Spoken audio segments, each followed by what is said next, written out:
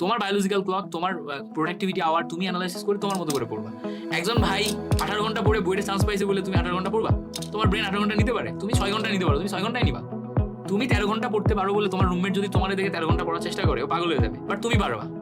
আমি টানা 36 ঘন্টা না ঘুমায় থাকতে পারি, তুমি পারবা? আমি টানা 36 ঘন্টা না ঘুমায় থাকতে পারি এবং 36 ঘন্টার মানে অন্তত 20 ঘন্টা কাজ করতে পারি। আমার অভ্যাস আছে। আমি টানা 3 দিন 4 দিন এই কাজ করছি যে অনলি 2 ঘন্টা করে ঘুমাইছি। ঘুমাই হচ্ছে যে প্রতিদিন টানা 15-16 ঘন্টা কাজ করছি। আমার শরীর পারে, ঠিক আছে? এখন আমি জানি না এগুলো কইলে আমি আমার ভিতরে ইন্টারনাল কোনো প্রবলেম করে ফেলছি কিনা, ভবিষ্যতে বোঝা যাবে। 30, 35, 40 বছর বয়স হলে বোঝা যাবে। বাট আমি এটা পারি, আমি এটা করে সুস্থ আছি, কোনো মেজর প্রবলেম হয় না এখনো পর্যন্ত।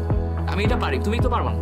আমি এটা করে লাইফে অনেক বড় বড় জিনিস অ্যাচিভ করছি। মানে ধরো আমি এতদূর পর্যন্ত আসছি, আমার অ্যাচিভমেন্টের পিছনে বহুত স্যাক্রিফাইস আছে। বাট তুমি যদি আমারটা অ্যাডাপ্ট করা ট্রাই করো, কখনোই পারবো না, পসিবল না। So the main point is তোমাকে তোমার বায়োলজিক্যাল ক্লক বুঝতে হবে, বুঝে অ্যাডাপ্ট করতে হবে। আশা করি একদম কোরলি বুঝতে পারছি। আমি অনেকগুলো উদাহরণ দিলাম।